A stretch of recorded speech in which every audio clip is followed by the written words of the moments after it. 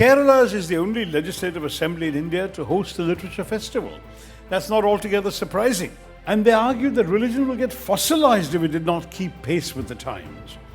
Social relevance was necessary, and in turn was now being judged by the modern yardsticks of liberty, equality, and fraternity. All in all, MT's legacy is one of profound influence and inspiration. Now, Indian society, in some ways, you could argue, was particularly unsuited to the kind of democracy we today have. Because inherent in the meaning of democracy, an integral feature of the idea of India, is the spirit of equality. Prosperity not merely financial, but also social, cultural, and intellectual. Indeed, I'd make the argument that Kerala has never been a society driven just by the goal of economic success.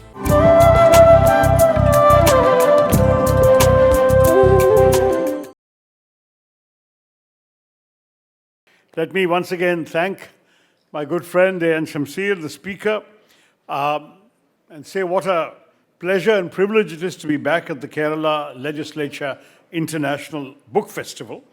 This is not only a festival of literature, as we saw just now, it is also a celebration of language, of storytelling, and of ideas, including political ideas. And it's also an ode to modern Kerala's pursuit of greater progress and prosperity. Prosperity not merely financial, but also social, cultural, and intellectual. Indeed, I'd make the argument that Kerala has never been a society driven just by the goal of economic success. If we are today an economic success story, boasting socio-economic indicators comparable only to highly developed countries and flourishing Western nations, and we today have a thriving startup ecosystem as well, it's because we prioritized first and foremost social justice and social advancement.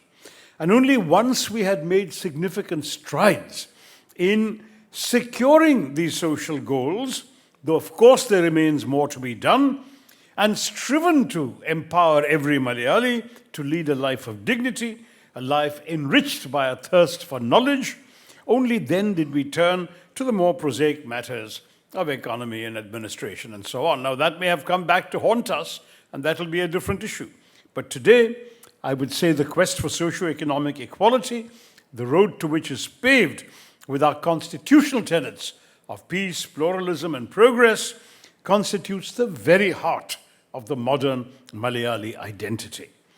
And occasions like these, buoyed on the wings of intellectually stimulating conversations about ideas and ideologies, stories and histories, allow us to pause, to take a break from the rough and tumble of everyday politics, and to reflect on what has brought us here.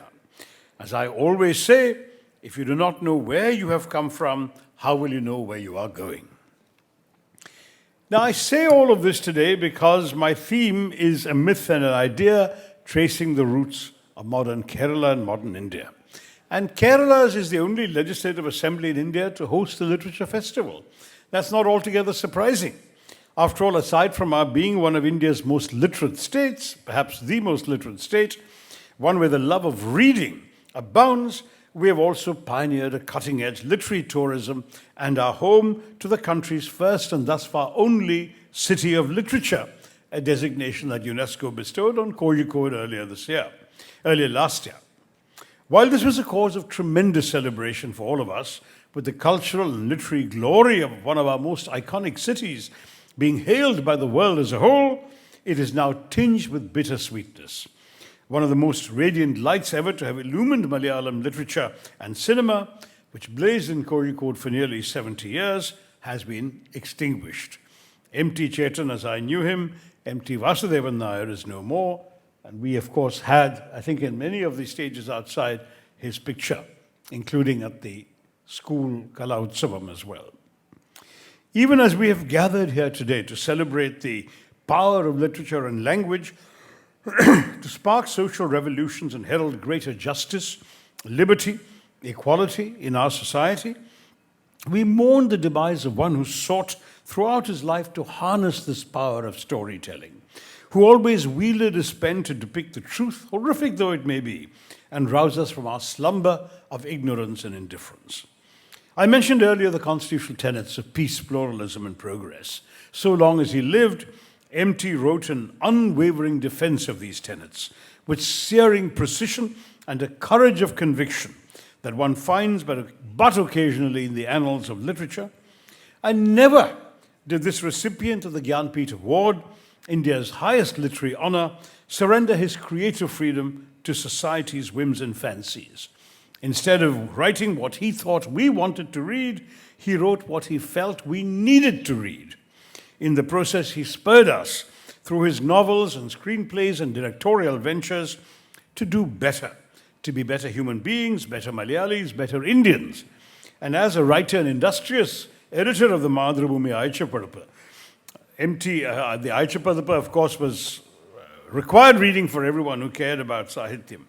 MT was a staunch advocate of free speech and frequently used his editorial position as also the pages of his novels and stories to promote progressive ideas and social justice. What really made him stand out for me and inspired in me a great respect for him was that in both his writing and cinematic work, his staunchly secular and anti-communal outlook shine through. By scorchingly critiquing the socio-cultural issues of his time, he railed against the repression, the regressiveness he saw in society, and sought to hurl that into the dustbin of history so that he could usher in, even more progressive and inclusive strains in Kerala. His works thus emphasize the importance of love, unity, and a modern outlook. And when it came to taking up cudgels against practices he deemed illiberal or obscurantist, he spared no culture and faith, neither his nor others, on account of which he was often labeled anti-Hindu or anti-Muslim. And these, however, are simplistic charges, because while M.T. Chetan critiqued certain aspects of religious practices and the exploitation associated with them, he never bore animus toward any faith. Instead, he was always committed to facilitating greater social justice and championing the universal causes of human rights and dignity. All in all, M.T.'s legacy is one of profound influence and inspiration. Indeed, so towering were his stature and so indelible the impact of his work on all of us, we will have a hard time believing that he's no longer around, holding aloft the flame of truth and love in a world plagued by falsehoods and hatred. But this is also to say that his novels, short stories, and movies will live on, being celebrated for their literary excellence and cinematic brilliance, and inspiring legions of writers and filmmakers yet to come. That he is, was, and shall remain a guiding light for Malayalis everywhere is indisputable. Here was one who embodied the spirit of creativity, authenticity, and cultural pride. But above all, he embodied the abiding pursuit of greater freedom and liberty for all. In other words, he exemplified modernity. And by representing the best of the modern Malayali identity, M.T. Vasudevan Nair represented the very best of the idea of India, which is the cornerstone of both our constitution and our identity as citizens of this country, the world's largest and most diverse democracy. But what exactly is this modernity, synonymous with the relentless pursuit of progress and socio-economic equality that constitutes the essence of the identity we should all aspire to, both as Malayalis and as Indians? And how is it related, this modern notion of Indianness, to the idea of India, which M.T. was a paragon of and which he always strove to safeguard through his storytelling?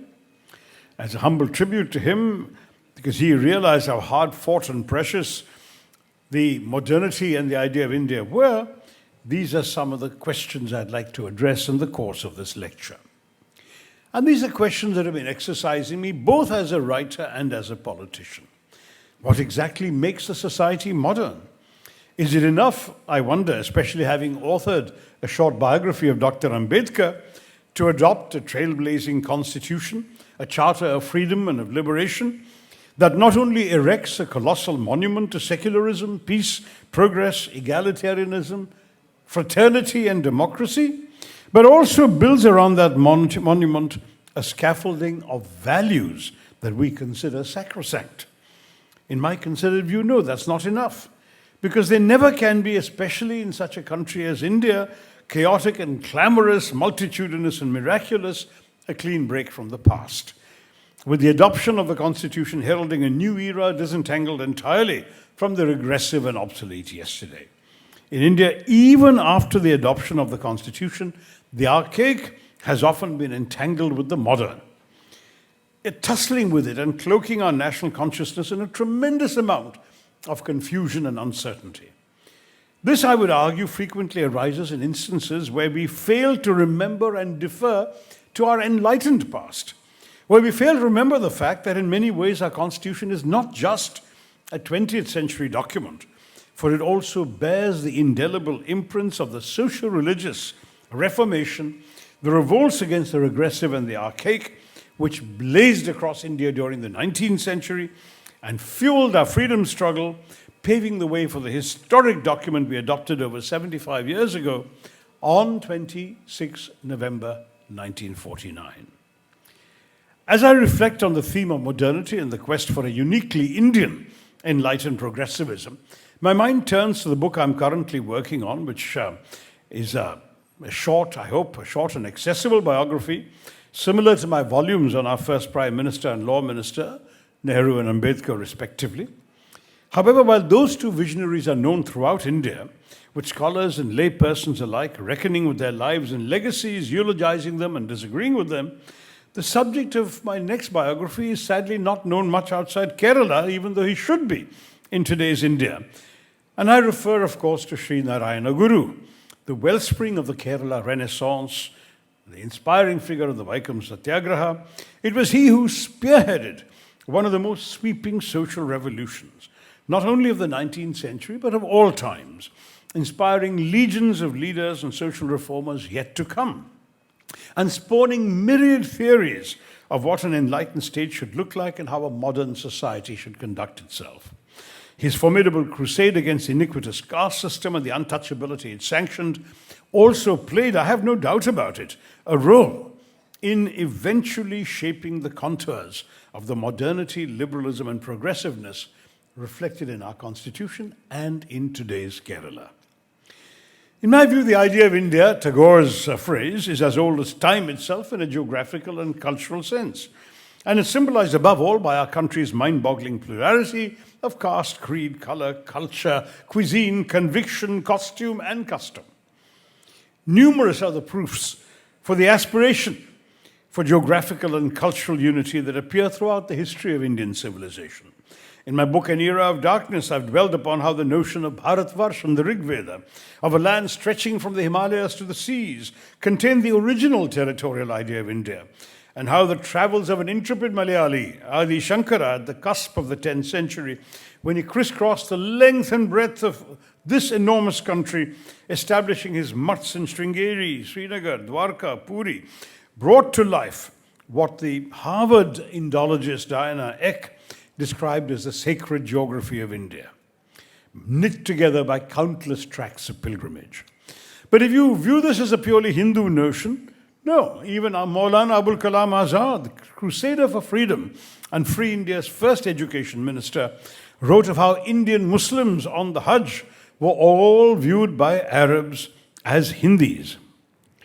For whether they were Kashmiris or Keralites, Punjabis or Pathans, they were all from Hind or Hindustan.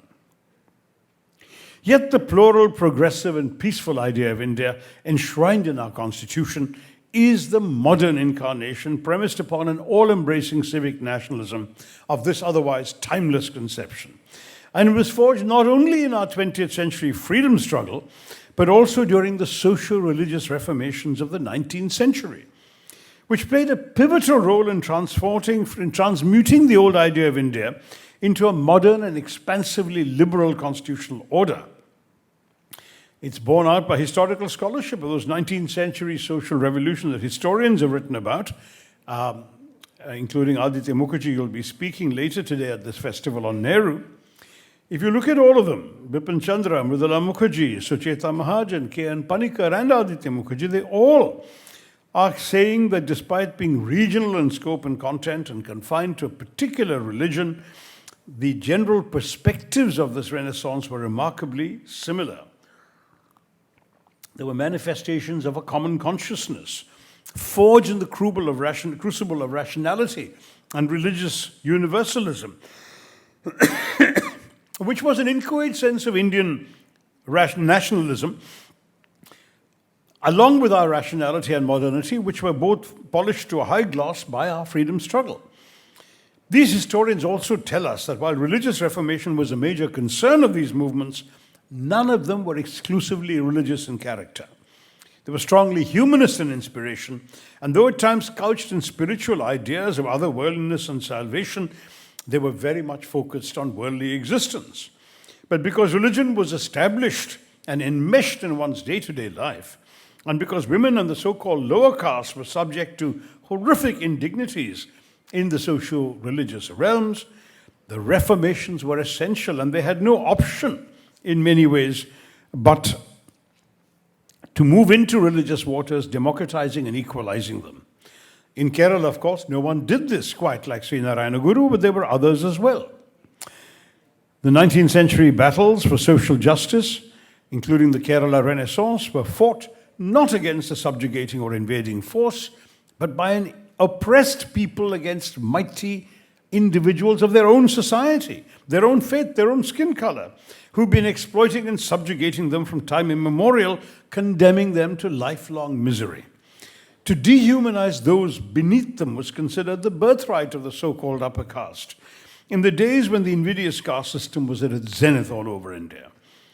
Our challenges were always numerous. Never could we just combat the British, expending all our energy and resources on that, because as a society we also had to make ourselves worthy of such goals as freedom, democracy, and equality, without which freedom and democracy mean little.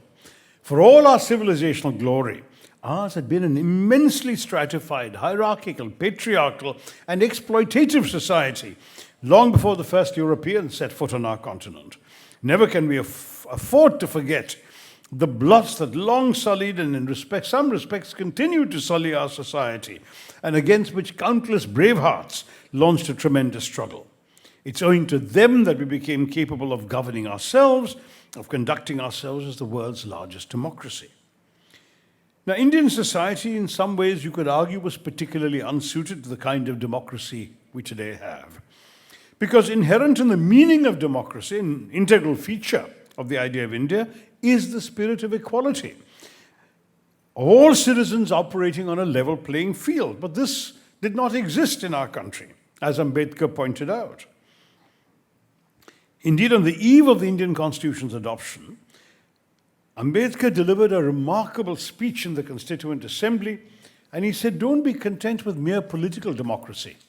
He said, we must make our political democracy a social democracy as well. Political democracy, and I'm still quoting here, cannot last until there lies at the base of it social democracy, which means a way of life which recognizes liberty, equality, and fraternity as principles of life. To divorce one from another is to defeat the very purpose of democracy, he said. Now, he was not alone in feeling that these values were nowhere to be found. Even Mahatma Gandhi, who gave moral stewardship to the Vaikam Satyagraha, as you know, felt their acute paucity and always regarded Swaraj or independence as an idea held up by four pillars, one of which, in addition to economic self-reliance, non-violence, Hindu-Muslim unity, was a searing assault on the abolition of untouchability. Yet it was Ambedkar whose views on the iniquities of caste discrimination really expanded the idea of India, drawing its protective legal cover upon India's suffering and oppressed millions, whose dehumanization had become the defining trait of Indian society. Ambedkar believed that the road to democracy was not only political but also socio-economic, and it must be paved with fraternity. Sahodaryam. Fraternity, he explained, means a sense of common brotherhood of all Indians being one people. It is the principle, he says, which gives unity and solidarity to social life. But thanks to the caste system, which he considered anti-national, by the way, religious divisions and the absence of a common sense of nationhood amongst Indians, fraternity had not yet been achieved. But it was indispensable because liberty, equality, and fraternity were all intertwined and could not exist independently of one another.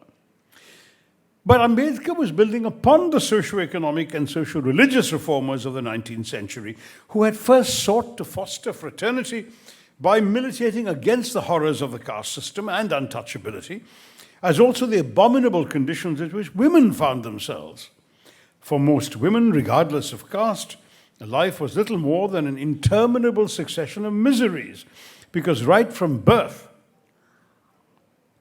and don't forget that female infanticide was very much present, a girl was considered a burden on her family and then on her husband. In the event of whose premature death, she was expected to leap into his funeral pyre, particularly in northern India, immolating herself. Were she not to do this, society ensured that for a widow, existence itself was made a punishment marked with neglect and humiliation, and in keeping with the 19th century reform spirit of defiance against such diktats, several episodes of the Kerala Renaissance also saw women unshackling themselves from centuries' worth of discriminatory practices. Perhaps the most famous illustration is the samaram that was conducted to cover the upper body, led by women from the Nadar caste. These women rebelled against the degrading custom that forbade them from covering their breasts, which was enforced as a means of upholding caste hierarchies.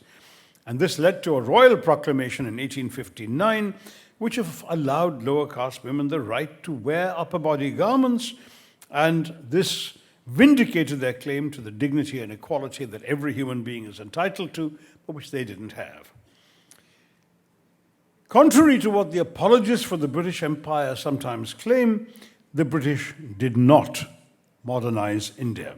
We did.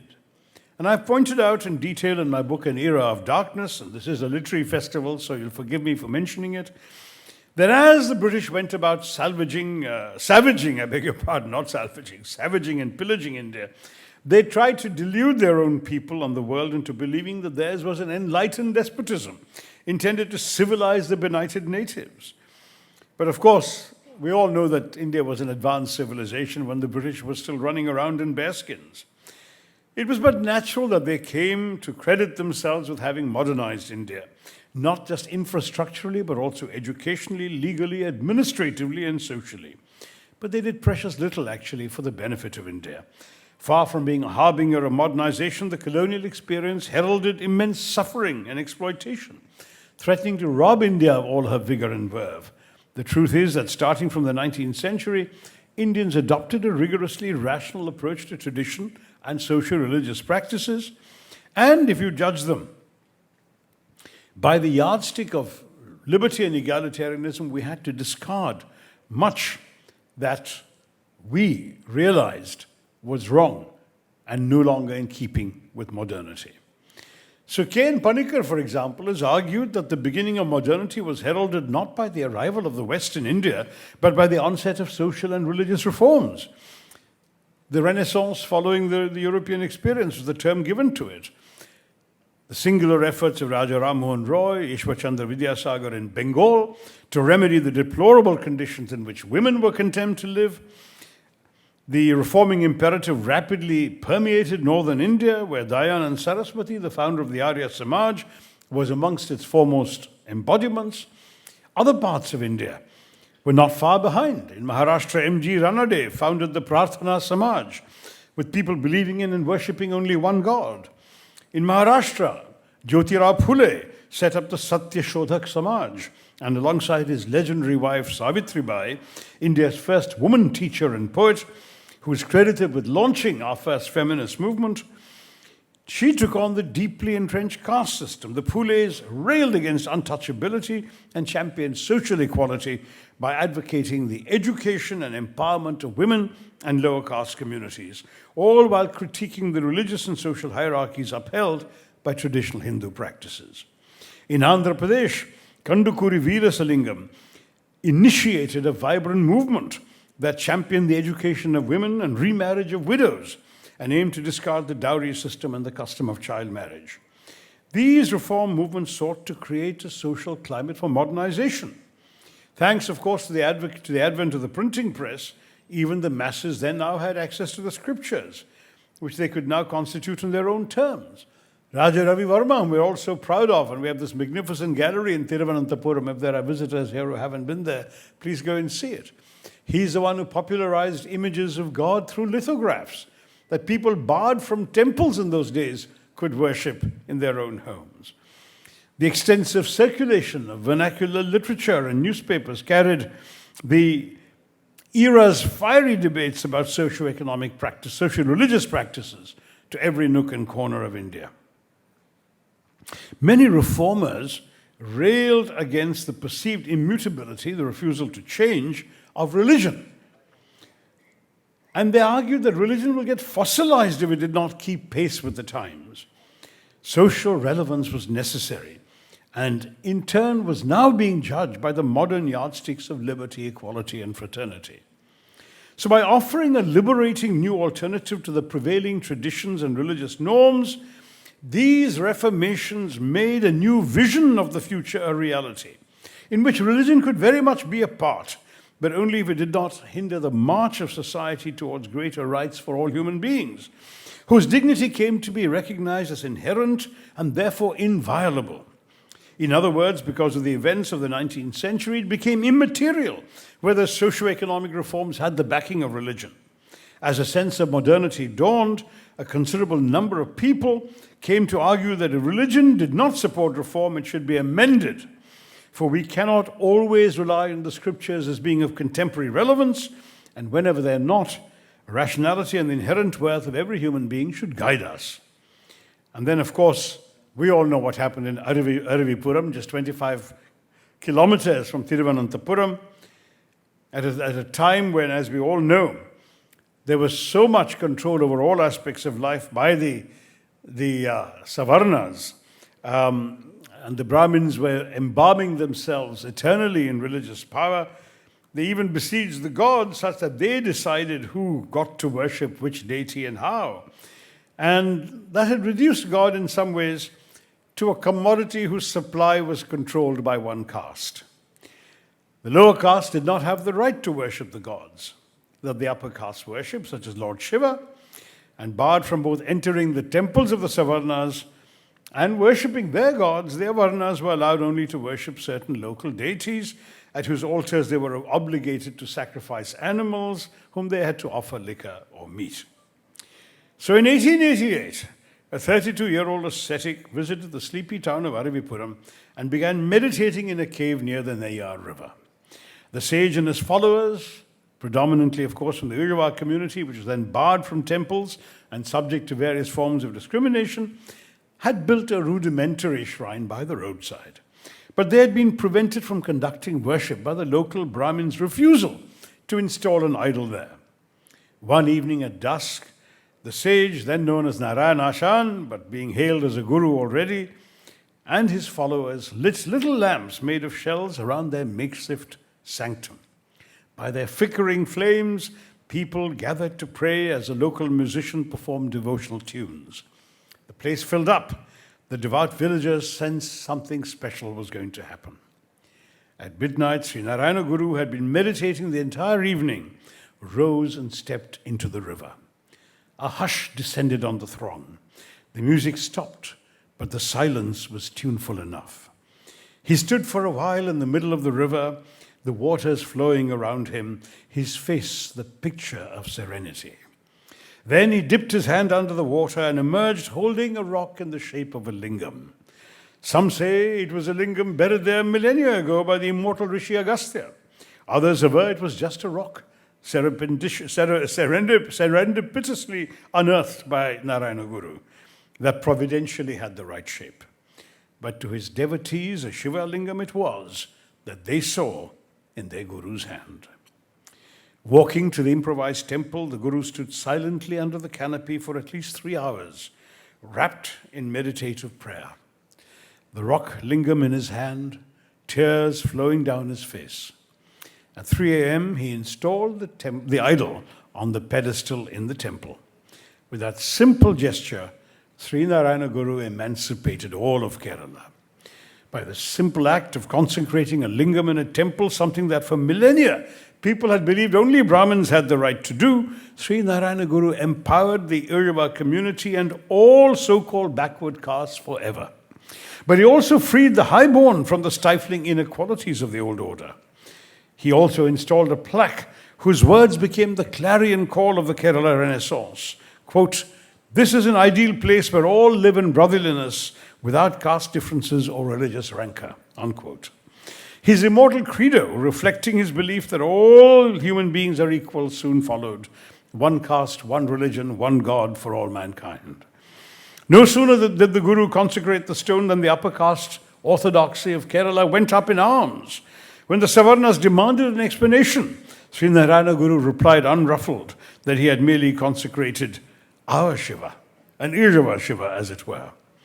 Then the Savarnas argued that in any case he had done it the wrong way at the wrong time, not one deemed to be auspicious by the astrologers.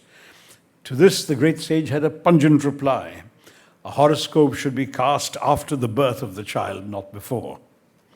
Through this act of consecrating a stone, Sri Narayana Guru aimed at enabling the Avarnas to overcome their exclusion from mainstream temples by creating temples that were open to all, irrespective of caste. Now, these socio-economic reformations, these socio-religious reformations, deployed an ingenious, self-created religious equality as a lift to raise those who for generations had been condemned to inequalities. In consecrating a Shiva that belonged to him and his people, who thus far had been denied the right to worship a deity of their choice, Sri Narayana Guru did precisely this. In democratizing religion, which was at the heart of one's day-to-day life in that age, he sought to foster an egalitarian society where all human beings could reside with their heads held high. Then, of course, with the flame of egalitarianism ablaze in his heart, he went on to build many more temples all around Kerala, and always at the insistence of Avarnas who wanted their own place of worship.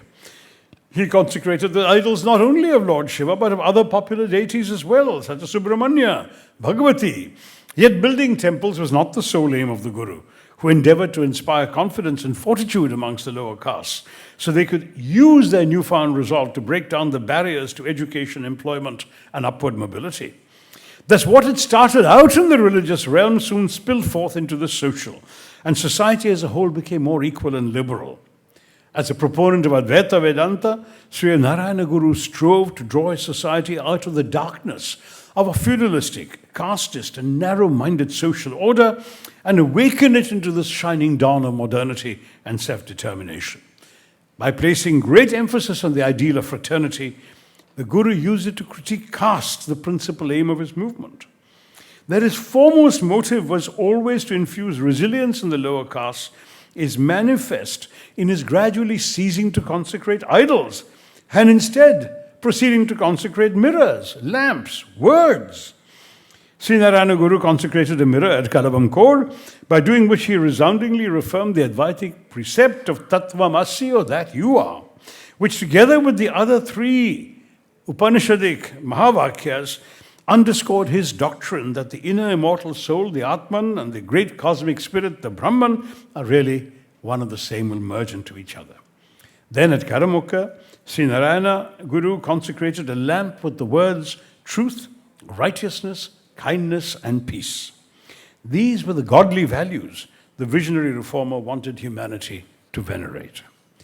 And this is why I would argue that the recent debate we have seen, featuring the Chief Minister and many other politicians, about whether Sri Narayana Guru was for or against religion is an academic debate. It's irrelevant. The real issue is that Sri Narayana Guru worked within the religious fold to reform it, to transform it, and to transform the social structures that religion had influenced. I will address this in more detail in my book, but I couldn't resist putting it in here. Now, as you know, in 1906, Sri Narayana Guru's followers founded the SNDP, the Sri Narayana Dharma Paripalana Yogam. His first president was the Guru himself, and his purpose was to propagate his ideals. The Yogam soon became a leading light of the Kerala Renaissance, holding aloft the banner of liberty, equality, and fraternity. And the reformative venture was joined by many others. Mahatma Ayankali, Sadhu Jana, Paripalana Sangham, an association dedicated to uplifting the poor and securing greater rights for Dalits, especially by providing them with education, legal and financial support. Then, as a visionary Dalit social reformer, we all know that Mahatma Ayankali in 1893 rode through Venganur in a cart driven by two bullocks with bells around their necks, which clanged as he trundled along, alerting the higher castes in the vicinity to his presence and his glorious act of defiance. This was indeed an audacious gesture, for the so-called untouchables were neither permitted to traverse public roads nor to ride in a cart, which again was solely the preserves of the upper castes. Added to this reformatory mix were the Islamic scholar Vakam Abdul Khader Maulavi. His campaigns for thoroughgoing social reform amongst Kerala's Muslims still resonate today. In fact, even today I have a function honoring his memory, and I'm going to be speaking there. Bestriding this revolutionary landscape and preceding these reformers were such stalwarts as Chattambi Swamigal, who decried the orthodox interpretation of Hindu scriptures by citing sources from the Vedas and strove selflessly for the emancipation of women and the elimination of exclusionary ritualism. And even before him, Saint Kuriakose Elias Chavara, the first canonized Catholic male saint of Indian origin and a member of the Syro-Malabar Church, whose colossal role in educating and uplifting Kerala's downtrodden we can scarce afford to forget. Saint Chavara was the first to bring Dalits to schools and impart them education in every subject offered, including Sanskrit. Indeed, he pioneered long before the dawn of the 20th century the midday meal in his schools. He introduced for the first time in India salaries for teachers. We only had the Gurukul system before Saint Chavara. He provided Dalit school children with books and clothes, ensuring that their lack does not compel them to drop out of school. In doing all this and more, Saint Chavara anticipated by many decades the provisions and the directive principles of state policy, Part 4 of the Constitution of India, relating to the onus of the state to educate citizens, especially the weakest and most vulnerable. Now, Nehruji, who was India's greatest romanticizer, spoke of India in the following terms. He said, "She is a myth and an idea, a dream and a vision, and yet very real and present and pervasive. There are terrifying glimpses," he continued, "of dark corridors which seem to lead back to primeval nights. But also there is," added Jawaharlal Nehru with characteristic optimism, "the fullness and warmth of the day about her." Thus, describing his country in the discovery of India, Nehru was reminding us that we can never take for granted the progress India has made over many a decade and the freedom she has won after long years of grueling struggle. Generations upon generations of liberty-loving and democratic-minded Indians, including his own, labored under terrible circumstances and battled insurmountable odds to draw upon India the garb of modernity we've been talking about. There was about India the halo of justice and egalitarianism, but it was there because of the people I have been lecturing about today, because of Raja Ram Mohan Roy and Ishwar Chandra Vidyasagar, Jyoti Rao and Savitribai Phule, Ranade and Veera Salingam, Sri Narayana Guru, Ayankali, Chattambi Swamigal, Khader Maulvi, Vakam Khader Maulvi, all of these figures, and Saint Chavara, they all contributed, deeply committed to humanist values, have taken India away from those primeval nights of regressive and repressive socio-economic and socio-religious notions of caste and gender, and they have lit the torch of liberty and human dignity in India. Modernity, therefore, my point is, was built up after struggling against ourselves. Decades before the Gandhian freedom struggle, even before the creation of the Indian National Congress in the late 19th century, an Indian modernity had begun taking place through the work of these great religious reformers.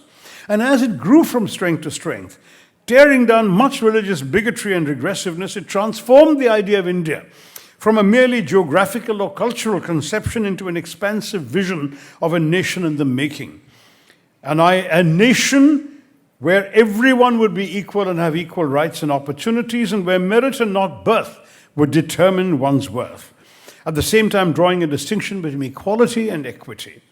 This nation would empower its weakest and most vulnerable citizens to operate on a level playing field, standing shoulder to shoulder even with those who historically enjoyed greater privilege, social and financial, than them. Our cardinal constitutional values of liberty, equality, fraternity, woven together by secularism, which nourishes the roots of our democracy, were first championed in the 19th century. Had it not been for the socio-religious reformations of the 1800s, which segued into the new age anti-colonial enterprise of the 1900s, such as the Vaikam Satyagraha, where Gandhian civil disobedience was deployed to demolish reprehensible caste hierarchies, a satyagraha that brought Gandhiji and Narayana Guru together. Without all of this, our constitutional idea of India would never have come into being.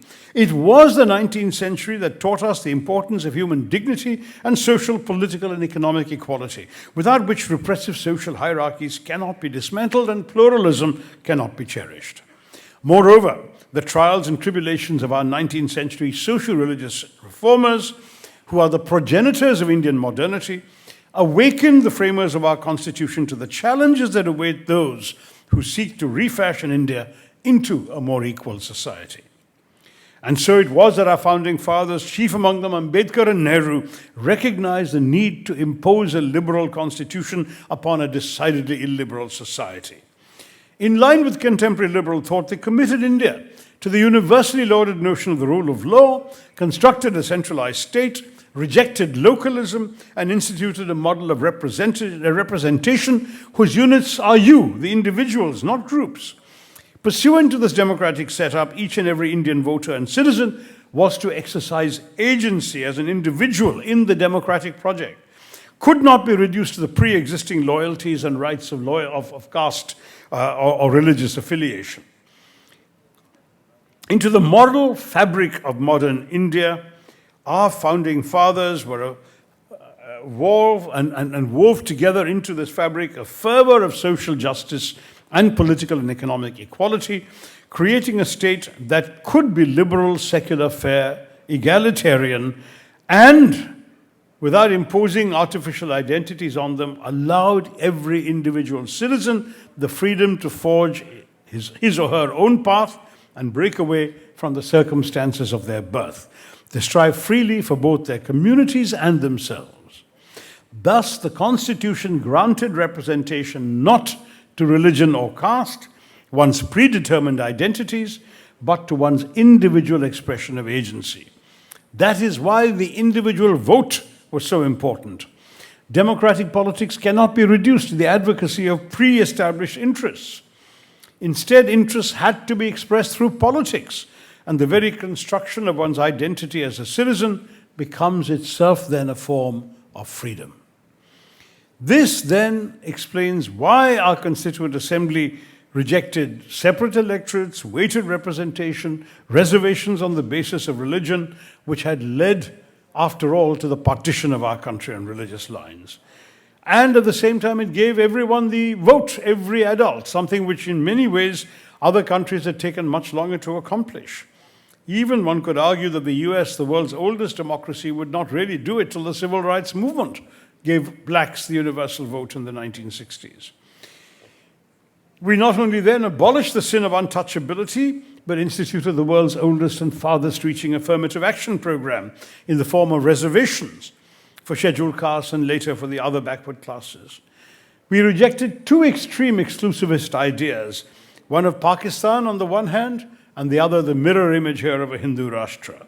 Instead, we have a constitution that is all-inclusive, that upheld a secular idea of India, that fostered a civic nationalism against any ethno-nationalism based on religion, language, culture, and ethnicity, ensuring that all who call our country their home are equal citizens with equal rights and opportunities, irrespective of their differences. This is what the socio-religious reformers of the previous century, whom I have spoken about, would have wanted as well. So, let me try and wrap up where we are.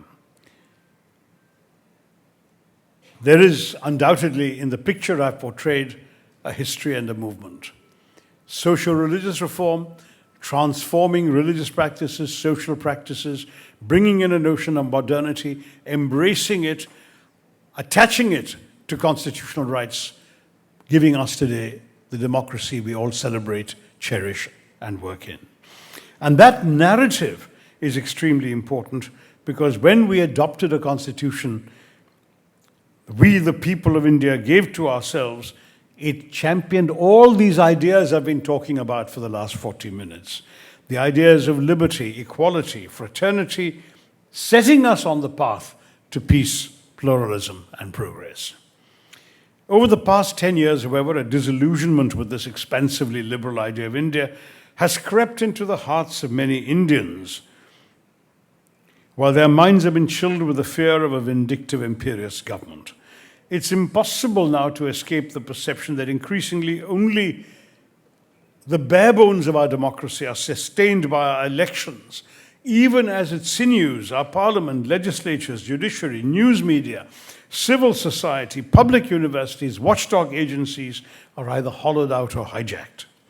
More pernicious still is the politics of religious hatred, the vigilantism in the name of religion, the villainizing of minorities, and the brazen communalization of our politics, polity, and public life, which sadly has been enabled in the last decade. Taken together, these trends represent our constitution makers' worst fears and challenge the idea of India I've been describing to you all, the cornerstones of our democratic republic.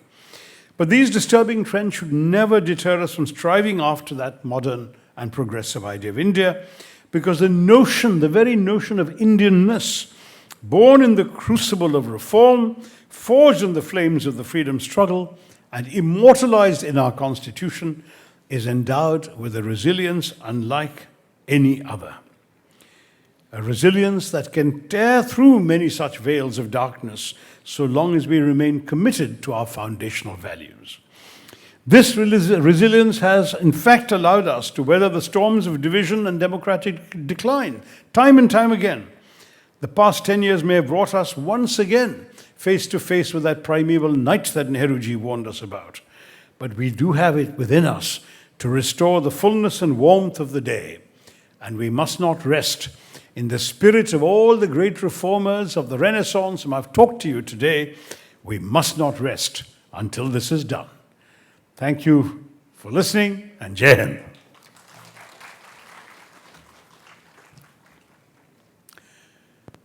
If anyone has any questions, my question is about Srinarayan Guru itself, himself. The thing is, we see a trend of people, like social reformers, being misinterpreted and, for example, Srinarayan Guru, who happened to be the greatest critique of the caste system, being misinterpreted as a propounder of a particular caste. I agree. Or, as the same person who said, Ore Jadi, Ore Devam, Ore Madam,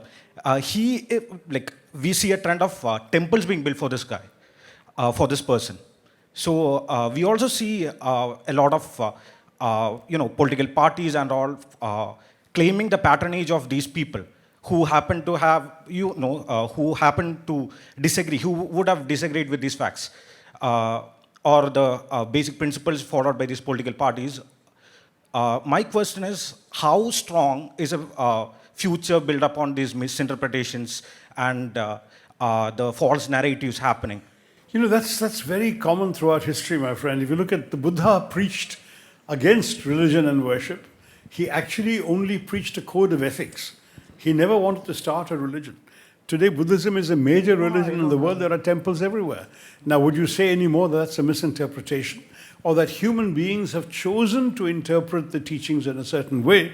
And in many ways, you could argue that what you are saying is a reflection of the limitations of humanity. Yes, why should the SNDP have become reduced to the organization of one caste, and with that, the Guru himself being seen as worshipped by one caste?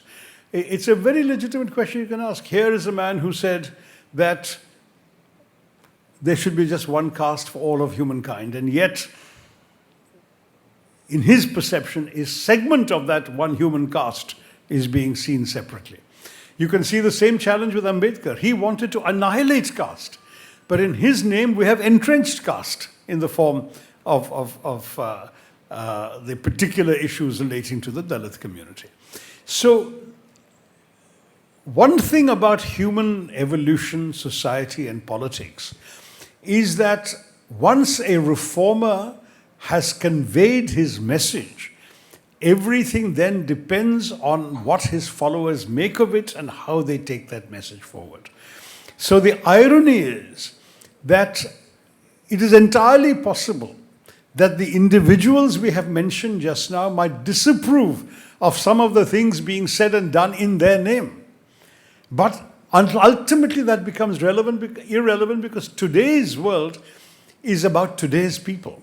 And today's people have the right to advance the points of view that they have, and we have to live with them and take them forward. That is the great irony. It applies to these two and perhaps many others whose lessons, teachings, writings have been taken in a different direction from what many of them might have intended. I don't think, for example, that Marx ever envisaged the kind of dictatorship that we saw in the Soviet Union or in Mao's China. But it was his portrait that was put up by these people. He was in many ways a classical 19th century economist. He was not an advocate of dictatorship. So it goes. The world is what it is. But I take your point and I don't disagree with you intellectually. I just live with the world as I see it around me. Thank you. Morning, sir. So my question is, we claim to say that we are a secular society, and Guru പറഞ്ഞതുപോലെ ഒരു ജാതി ഒരു മതം ഒരു ദൈവം എന്നൊക്കെ പറയുന്നുണ്ടെങ്കിലും ഇന്നിപ്പോൾ നമ്മൾ നോക്കുകയാണെങ്കിൽ ഏറ്റവും ബെസ്റ്റായിട്ട് കാണുന്നത് ഇന്ന മാട്രിമാനിയൽ സ്റ്റാറ്റസ് ഇല്ലെങ്കിൽ ഒരു മാട്രിമാനിയൽ വെബ്സൈറ്റിൽ പോകുമ്പോൾ we have got matrimony separate matrimony for all caste. Still ഒരു ഇന്റർകാസ്റ്റ് മാരേജ് കഴിഞ്ഞാലും the society is not in a position to accept it. അതൊരു നോർമലായിട്ട് അക്സെപ്റ്റ് ചെയ്യുന്ന എത്ര ഫാമിലീസ് ഉണ്ട് എന്ന് still the number will be negligible. Correct. So is that a figure കണ്ടത് 97% Indian കല്യാണങ്ങൾ 97% within the same caste, endogamous ആണ്. For particularly ഞാനിപ്പോൾ കേരളത്തിൽ ഒരു ടിപ്പിക്കൽ മിഡിൽ ക്ലാസ് ഗായ് എന്ന രീതിയിൽ പറയുകയാണെങ്കിൽ അപ്പുറത്തെ വീട്ടിൽ ഇന്റർകാസ്റ്റ് മാരേജ് നടന്ന we will say wow it's a social reform. സ്വന്തം വീട്ടിലേക്ക് വരുമ്പോൾ sorry please keep it outside the box. So Bharatam മുഴുവൻ ഇത് തന്നെ കാണുന്നത് സത്യം തന്നെയാണ്.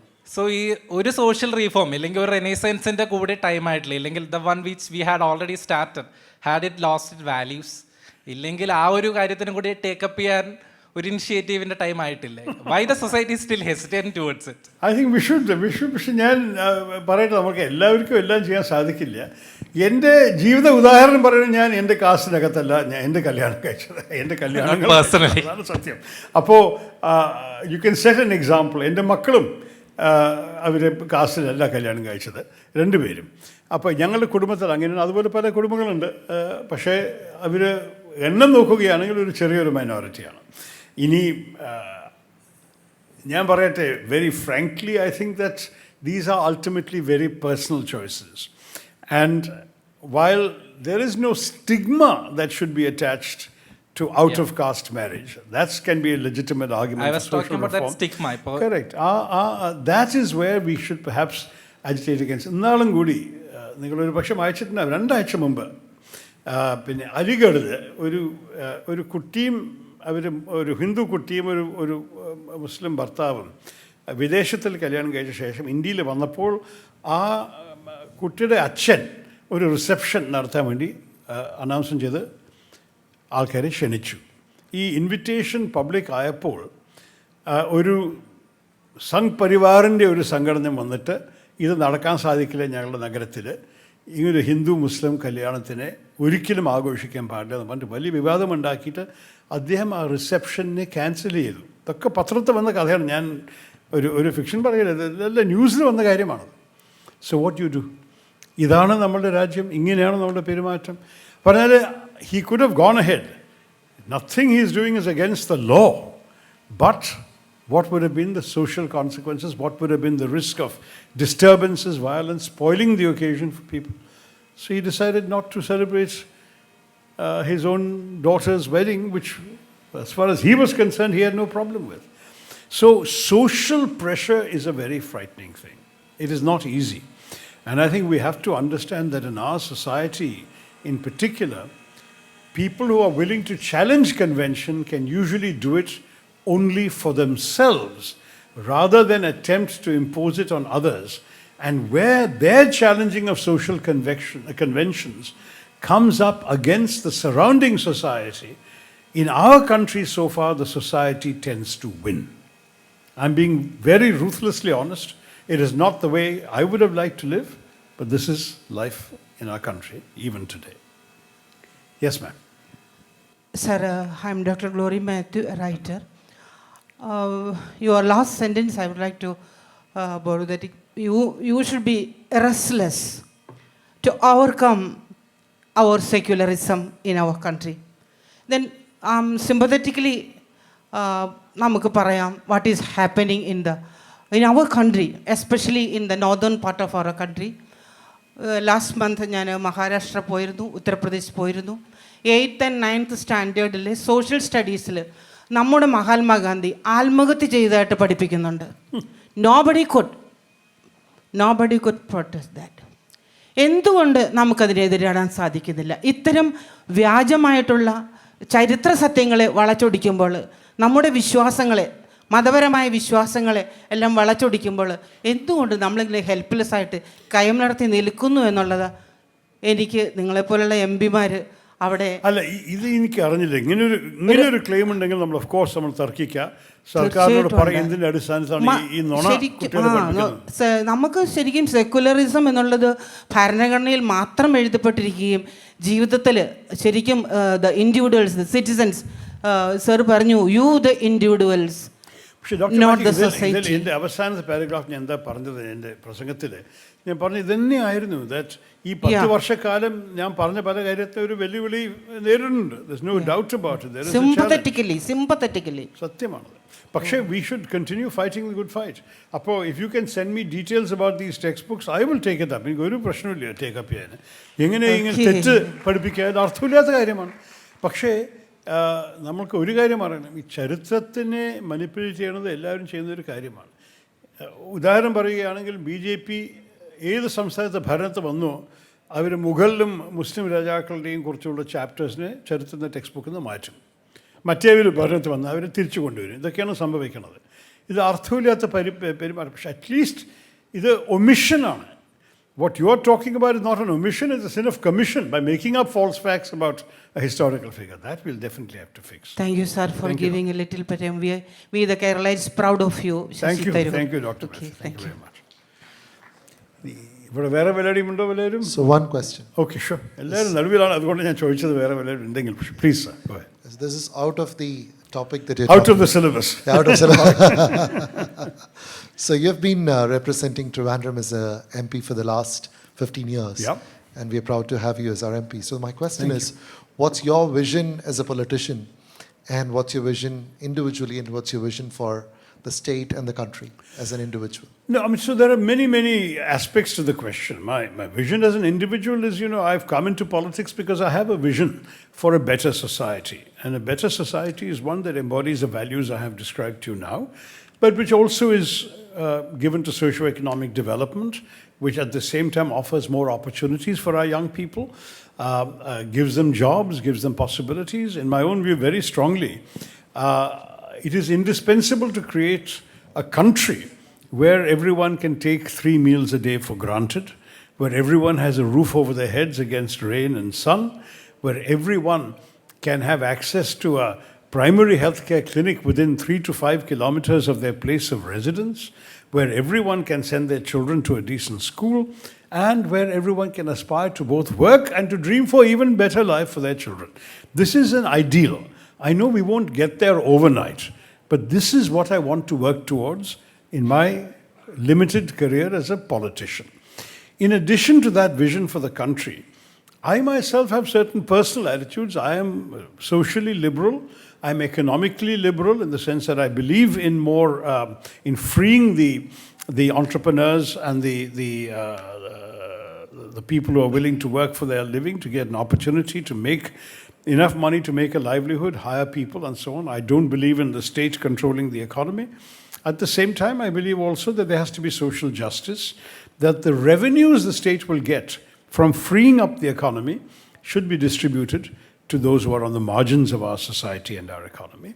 I even said in Parliament once that the magic of the marketplace the magic of the market, so-called economic theory of the right wing, will not apply to those who cannot afford to enter the marketplace.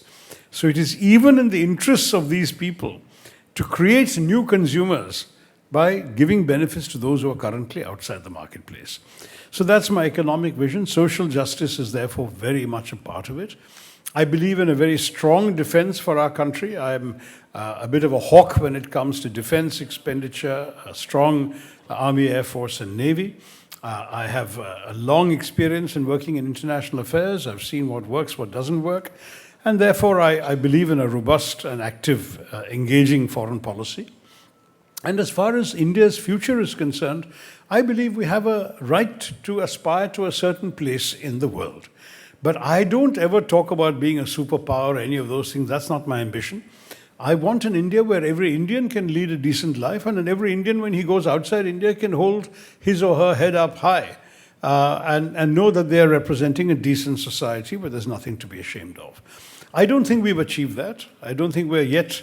I think for every step forward we're taking in the right direction, we also are taking steps back in many of these things. And as a result, our image in the world is also very, very much damaged.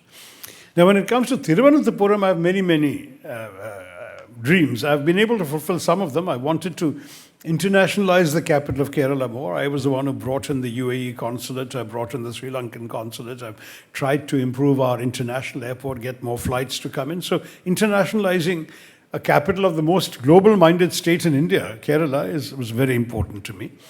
I'm very strongly keen on developing our techno park. When I first came, it was about 15,000 people. Today, it's more like 75, and that's partially, I don't take the full credit at all, but partially because I have played my own contributory role in bringing in many companies, including multinationals, here, and they're employing people in Kerala, which is very good for the local economy as well. I'm a strong advocate of developing the infrastructure of Kerala. Again, the national highway. I was the first Kerala MP to bring a national highway expansion, the bypass from Karakotam to the Tamil Nadu border. Ahead of anywhere else, we have that section done because I had that vision in my first term as an MP. And at the same time, trying to strengthen our healthcare. I've been fighting for everything, for the super specialty hospital, which came during the UPA government, for the mental hospital, where the party in power now took the money away to the Kozhikode and gave us only a small amount, but we needed money for the mental hospital here as well. And also for the Ayurveda hospital. I've been agitating for Trivandrum to have a national university for Ayurveda. Once again, the state government has other preferences. I think they wanted somewhere else. But, these are all challenges when you're representing a particular area. You have to think of your own area because that's your area, but the state government will have other interests. And don't forget that we don't have very much, in fact, we have no executive power. The power of an elected representative like an MP is that of persuasion, of advocacy, of speaking. Executive authority, budgetary authority are in the hands of the state government and the central government. And therefore, everything that I've been able to point to as accomplishments, I have done only through my own efforts, tireless lobbying, persuasion, letter writing, meetings, all of that. But when it comes to delivering is Trivandrum today the kind of place I would ideally like it to be? No, it's not. We still have a long way to go. But with whatever means I had available, I did the best I could. Thank you. Doctor Shashi Tharoor M പിക്ക് KeralaBF-ന്റെ സ്നേഹോപഹാരം സമ്മാനിക്കുന്നതിനായി ബഹുമാനപ്പെട്ട നിയമസഭാ secretary doctor N. കൃഷ്ണകുമാറിനെയും സ്വീകരിക്കുന്നതിനായി ശ്രീ ശശി തരൂരിനെയും ക്ഷണിക്കുന്നു.